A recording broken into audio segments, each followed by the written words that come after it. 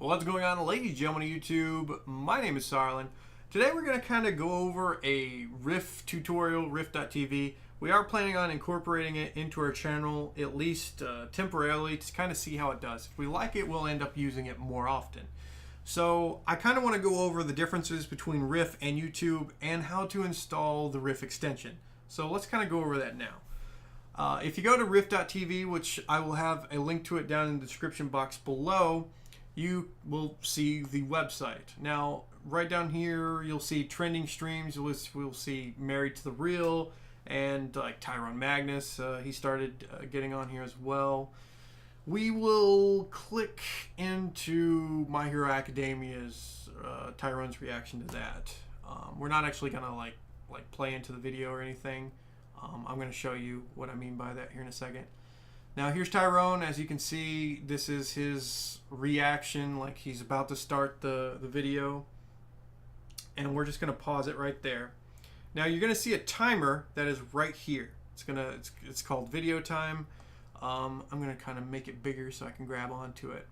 Now here is actually where the video is. You can grab it, you can resize it, make it as big as you want or as small as you want, and you can put it anywhere on the screen that you want it to be. So if you didn't like it on the right side, you could put it on the left. If you wanted it bigger, you could make it bigger, you could make it smaller. This feature I absolutely love, this kind of functionality.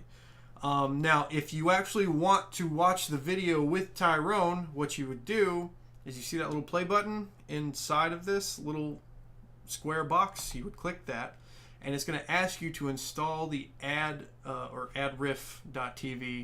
extension. And we're going to go ahead and do that. And it's going to say Riff has been added to Chrome. Now this extension does only work in Chrome and in Firefox. It doesn't work in any other browser currently, but I'm sure there'll be more support for other browsers later on. Alright, so once Tyrone actually presses play on his side, it will actually start the timer on this video. Now, in order to watch this video, we would simply hit the play button, and it's actually going to pull this video straight from Crunchyroll's servers. And then once I hit play,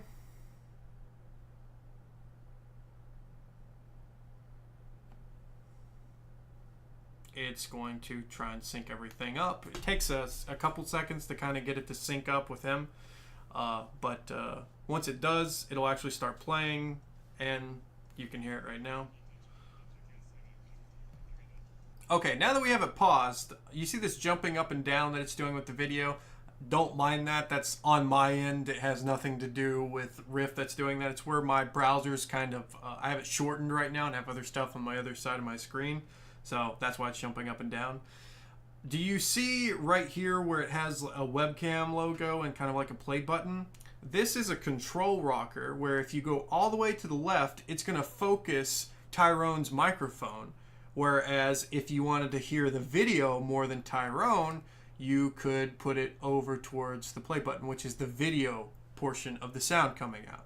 I absolutely love this feature because sometimes people don't have stuff tuned the way you want it, and this kind of gives you that option between hearing the reaction more, or if you need to hear him more, but due to the sound being too loud from the video, or vice versa. Okay, that pretty much sums up Riff as a whole, but when it comes to how that correlates with the YouTube channel, basically when I start a live stream, let's say I reacted to My Hero Academia Episode 1, it would send that live stream over to my YouTube channel as well, so you could technically watch it from either Riff or my YouTube channel. Now here's the difference. On YouTube, the only thing that's going to show up is the camera itself with just me and Waffles in a chair, and the only thing that's going to come up on the YouTube channel is a timer. If you actually want to watch the video with us, you would have to go to Riff, or if you didn't want to do it through Riff, you could open up a second web browser or tab or whatever you're choosing and play it on interwebsite here, and you would just have to match it up yourself between both browsers.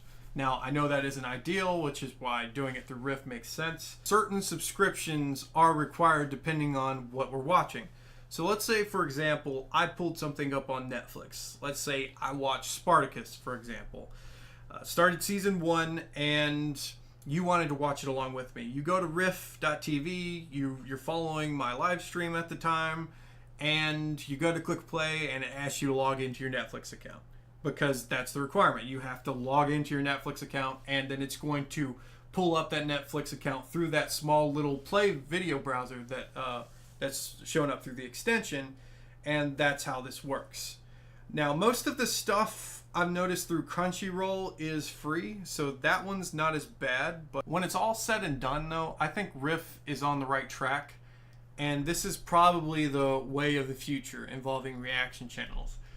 Since they have permission through Crunchyroll and Netflix to play stuff through their website like this, it pretty much fixes the entire legality issues between YouTube and copyright and this whole scenario with reaction channels.